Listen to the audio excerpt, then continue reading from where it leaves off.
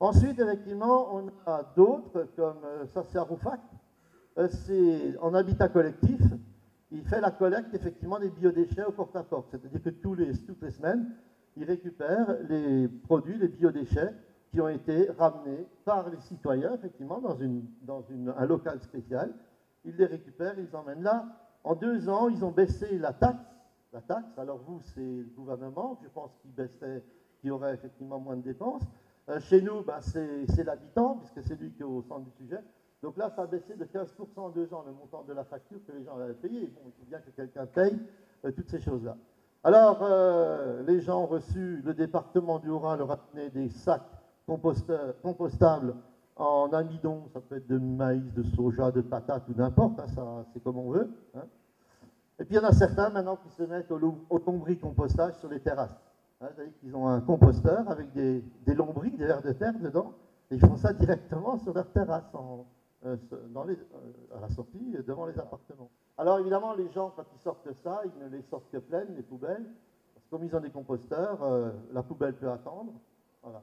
Et puis ça peut éviter effectivement que le voisin puisse mettre des choses dans la poubelle. Hein. Voilà. Donc je passe rapidement, il y a donc une pesée. On a également des plateformes comme ça, où il y a des déchets verts, 146 kg, 55 par habitant et par an, donc, et c'est des agriculteurs qui se sont reconvertis au compostage, qui viennent récupérer les bêtes, leur ramènent une nouvelle, et qui effectivement assurent le compostage. Et ensuite, c'est redistribué au niveau agricole. Ça marche terriblement bien, moi je dis même trop bien, parce que ce système, moi, me coûte quand même plus que je ne pensais.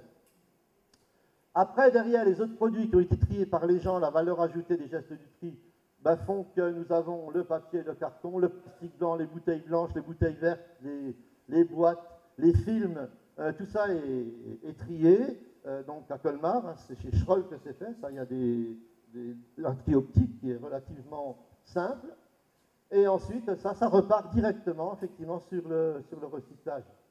On fait la même chose avec l'électroménager que l'on collecte. Les pneus, on les collecte aussi. Les produits dangereux, alors il y a les piles avec aussi, hein, mais tous les produits dangereux, on a un ingénieur chimiste, un expert, qui vient réceptionner les produits de façon à les serrer, ne pas les mélanger, pour savoir comment on va les traiter derrière. Ça coûte très cher, mais seulement, si ça coûte très cher, aux alentours de plus de 2000 € la tonne récupérée, ça fait autant de saleté qu'on ne retrouve pas dans la station d'épuration ni dans la rivière. Quand on a de l'eau potable derrière au niveau des nappes, c'est des produits qu'on n'a pas besoin de ressortir, hein, c'est ça qui est important. Voilà, les plastiques agricoles aussi. Et bien sûr, le supermarché, ça y est, vous voyez, c'est pas l'investissement global, il n'est pas terrible là, parce que je pense que le grand supermarché qui est à côté de chez moi, là, il a fait un investissement, là, je pense. S'il est passé par Emmaüs, il doit en avoir, allez, pour 15 € peut-être, hein, avec deux boîtes ici, une table, je suis désolé, mais le vidéoprojecteur n'est pas terrible là, avec de la communication pour les gens, et les gens, quand ils sortent du supermarché, qu'ils ont payé à la caisse, eh bien, ils déballent tous les emballages dont ils n'ont pas besoin chez eux. Hein, et ils les laissent là, ils les partagent, plastique, papier, ainsi de suite. Alors vous pensez que les gens qui habitent dans des ensembles, dans des logements où ils n'ont pas beaucoup de place, alors ça les arrange drôlement, hein, c'est vraiment un système qui leur convient tout à fait. Et alors l'avantage de ce système-là, c'est que les produits qui rentrent là-dedans, eh bien, ils n'ont pas été souillés, ils ne sont pas mélangés avec les déchets verts, avec tout le reste, ils sont propres. Et là, les supermarchés, ça c'est, je vous le dis, je ne sais pas si vous êtes en rapport avec eux, on ne sait jamais, c'est Système U. Donc Système U, maintenant, est en train de généraliser le système, et il crée notamment un système de collecte de ces produits pour les recycler. Donc ils ont vu que quand ils emmenaient les déchets comme ça en vrac, à la sortie du supermarché, parce qu'évidemment, il y a des choses, hein, les dates sont périmées et tout, ils sortent tout. Pour aller dans la décharge chez nous, c'est 86 € la tonne. Pour aller notamment sur l'incinération, on est aux alentours de 121 € la tonne. Donc là, c'est fini. Là, il repasse au niveau du recyclage, il diminue effectivement ses frais quasiment des 3/4. Parce que le produit peut être effectivement repris et recyclé. Donc ça, on n'a rien inventé, puisqu'en Allemagne, ça c'est le système allemand, hein, c'est exactement la même chose, c'est plus sophistiqué que chez nous, parce que ça fait plus longtemps qu'ils ont commencé.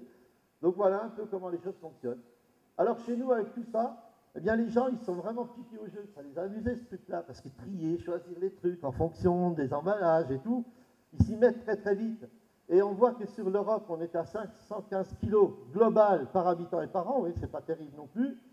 Nous étions à 400 kg en 91. Aujourd'hui, en 2008, nous sommes passés à 87 kg par habitant et par an.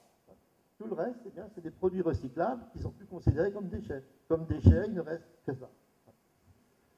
Ah, bien sûr, sur la décharge, ça aussi c'est intéressant.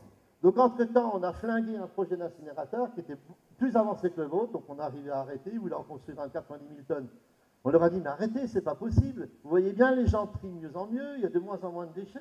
Bon, et c'est vrai que les incinérateurs de Mulhouse et de Bourgogne n'arrivent plus à se remplir comme ils devaient. Il manque 35 000 tonnes à Mulhouse, il y avait à peu près 25 000 tonnes à Bourgogne.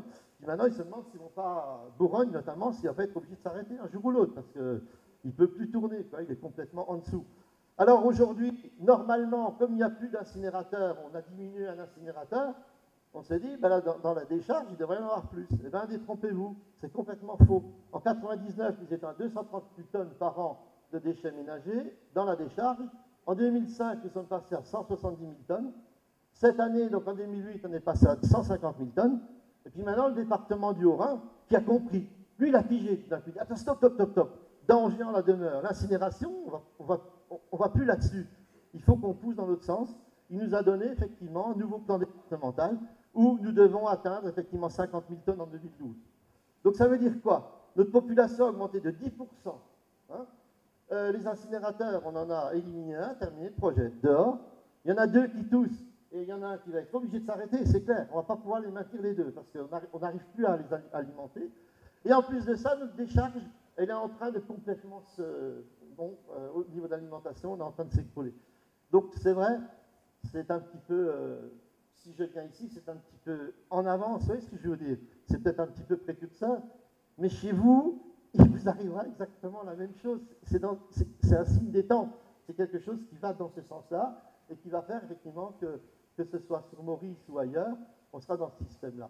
Alors évidemment, quand on regarde tout ça, on se dit que Paul Connett, c'est donc un spécialiste dans l'incinération aux États-Unis, de l'université de St. Lawrence University, et qui dit « Construire un incinérateur aujourd'hui, c'est clamer à la planète tout entière que l'on n'a pas l'intelligence nécessaire pour gérer le contenu de nos poubelles dans le respect de la vie, de la santé, de l'alimentation et de l'environnement des générations actuelles et futures. » C'est pas moi qui l'ai dit, hein, Paul Connett.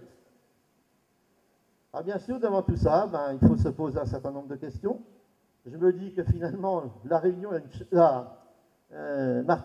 Maurice a une chance inouïe, parce que 67% effectivement de produits verts, c'est une chance fantastique. 67% de produits verts. Si vous convertissez en fabrication de méthane avec un méthaniseur, je suis désolé, mais au niveau des bus, les transports en commun et tout, vous avez vraiment le transport, parce que Lille, par exemple, la ville de Lille fonctionne effectivement comme ça. Hein, on récupère le méthane, et puis les bus fonctionnent au méthane. Et ça coûte rien. Alors effectivement, ça c'est quelque chose sur lequel il faut quand même réfléchir. Alors moi je me dis, ça c'est ma pensée à moi, je me dis que l'île Maurice ne mérite pas ce mépris par le feu. Parce qu'elle mérite beaucoup mieux que ça, les intelligences sont là, il y a plein de choses. Au niveau touristique, c'est vrai que venir dans une île où on est vraiment parti sur le développement durable, avec des bus qui marchent sur le méthane, avec ceci, avec cela et tout, avec des gens qui commencent à se mettre à trier, qui veulent garantir. Moi, ça me séduit assez ce truc-là. Donc, moi, je crois qu'il faut garder toutes ses chances de rester sur la route de l'évolution durable, du développement durable.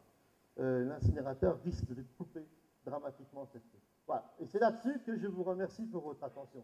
Vous étiez remarquables.